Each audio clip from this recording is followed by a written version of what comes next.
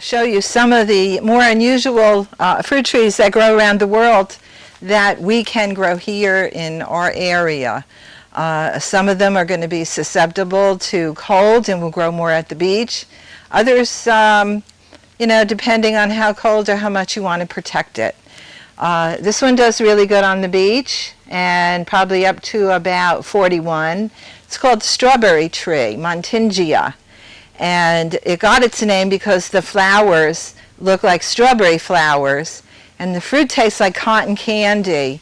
It's very, very, very sweet. And it'll fruit for you all summer long going into the fall. It's an excellent little dooryard fruit. This is what they call an Australian finger lime. And it's really neat. It's not really a lemon or lime, although that's what they call it.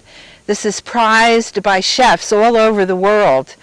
When the fruit pops when you eat it. And it can be stored for 3 or 4 weeks. So it has a long life to it. And very, very hard plant to find, but we've been fortunate to get some. This one here is Yazoo lemon. And this is this is a real lemon that the chefs are looking for now. And this one, they use the rind. The rind of it is excellent for gourmet cooking.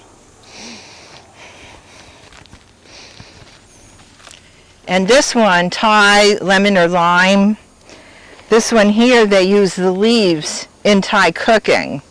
And we have the varieties that don't have thorns. Some of them have really nasty thorns. But if you do any type of Thai cooking, you need this plant. Otherwise, it's going to run you about $10, $15 to buy it dried in a store. This way you have them nice and fresh. Oh, there's Charlie again. There's my hobo. A lot of the new varieties of mangoes coming out now are more dooryard. This one that I have in my hand, and you can see is just a baby yet. The tree gets about 10 feet. This one's called Lancettia, and the fruit could get up to 5 pounds. What I like about it, if you could see, mine's growing in a container because it does not take the cold out where it gets 18 degrees like we do. But I can successfully grow it in a greenhouse or with a roof covering with no heat during the winter when it's that cold. We have other varieties that only get 5 feet that you could grow in a container. So no matter where you live, there usually is an alternative way for you to grow your favorite fruits. This is a baby longan tree, and for people who don't know what it is, we call it a gold lychee. The lychee or lychee tree, the fruit tastes kind of similar, but fruits after a lychee is done fruiting. So a lot of people that have the lychee tree in their yard will come up with a longan tree to extend their fruiting season. The new thing is now on all of these trees, if avocado, mangoes, lychees, longans, you can now keep them pruned at 15 feet. They're going to be, and even citrus, it's going to be easier for you to harvest the fruit and less chance that it would go over if we had a hurricane. This is Amborella fruit, and I thought they were really cute that you could grow it in a container on your porch or patio because it's just a dwarf tree. It blooms and fruits almost year-round. It has a mango flavor to it, but more tart. And the only thing you have to worry about is there's a very sharp seed inside. So if you go to eat it, you have to make sure you don't cut your tongue. But it's a beautiful little tree. Now I'm showing you a large shrub, or could probably even grow into a tree. This is called bignay. And I got a hold of this one by a wine grower, and he brought me over some samples so that I could start growing them. A very sweet little fruit and excellent for making wine. The only thing is that you would need a male and a female in order to produce fruit.